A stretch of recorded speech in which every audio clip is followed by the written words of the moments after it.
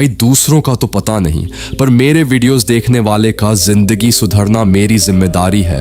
और इसीलिए आज मैं तुझे वो सच सुनाऊंगा जिससे तू भागता रहा है।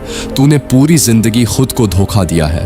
हाँ, कड़वा है लेकिन सच है। तू जानता है क्या सही है, फिर भी गलत करता है। तू जानता है क्या तुझे मजबूत बनाएगा, फिर भी तू वही करता है जो तुझे अंदर से खोखला कर रहा है। वासना एक पल की खुशी देती है और धीरे धीरे तेरी पूरी जीवन शक्ति को खा जाती है, और तू हर बार उस एक पल के आगे झुक जाता है। क्यों? क्योंकि तूने अपने आप पर कंट्रोल करना सीखा ही नहीं। जब भी तेरा मन डगमगाए, भाग मत, रुक और खुद से पूछ, क्या ये आदत मुझे महान बनाएगी? अगर जवाब नहीं है तो फिर तू उसे कर ही क्यों रहा है? यही फर्क होता है एक आम आदमी और एक योद्धा में।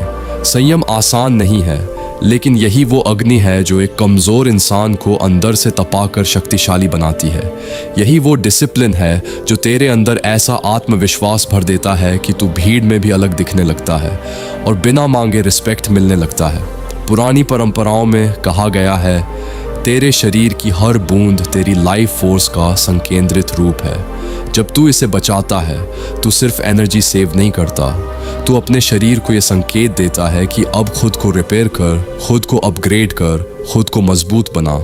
इसीलिए जो लोग इस मार्ग पर चलते हैं वो उम्र के साथ बूढ़े नहीं, बल्कि और शार्प और पावरफुल होते जाते हैं।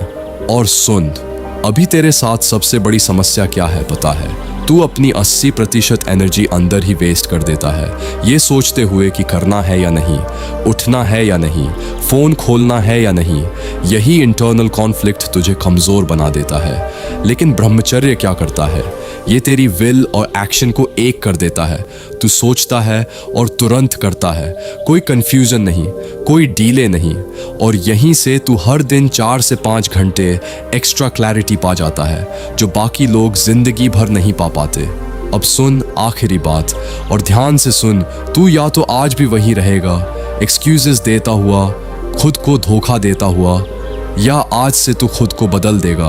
क्योंकि सच ये है, कोई तुझे बचाने नहीं आएगा, कोई तुझे उठाने नहीं आएगा, तुझे खुद उठना पड़ेगा। अब फैसला कर, गिरना है या उठना है, कमज़ोर रहना है या शक्तिशाली बनना है। क्योंकि अगर आज तू नहीं बदला तो कल भी यही पछतावा रहेगा, लेकिन अगर आज तू उठ गया तो पूरी जिंदगी बदल जाएगी। महात्मा बुद्ध ने स्मृति अर्थात आत्म जागरूकता को ब्रह्मचर्य की रक्षा की जड़ बताया।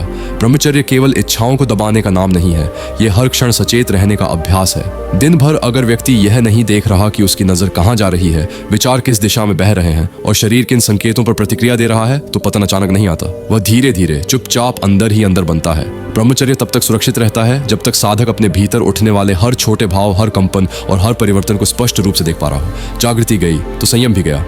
खुश रहना कोई संयोग नहीं, यह एक निर्णय है। सुबह उठकर यह इंतजार मत करो कि आज का दिन कैसा होगा, तुम खुद तय करो। आज विचार ऊंचे होंगे, आज ऊर्जा ऊंची होगी, आज कंपन शुद्ध होगा। जब तुम अपनी देखभाल करते हो तो मन हल्का होता है, मन हल्का होता है तो चेहरे पर चमक आती है, और जब तुम भीतर से ठीक होते हो तो बाहर की चीजें अपने आप ठीक होने लगती हैं। हर परिवर्तन की शुरुआत तुमसे ही होती है। श्वास पर नियंत्रण गहरी स्थिर आवाज का रहस्य है। ब्रह्मचर्य सीधे आवाज नहीं बदलता, लेकिन यह उस तनाव को हटाता है जो आवाज को कमजोर बनाता है। जब व्यक्ति ब्रह्मचर्य का पालन करता है तो उसकी श्वास गहरी और नियंत्रित होती जाती है, फेफड़े मजबूत होते हैं और बोलते समय आवाज़ जमीन से उठती हुई महसूस होती है, भरी हुई, स्थिर और आत्मविश्वासी।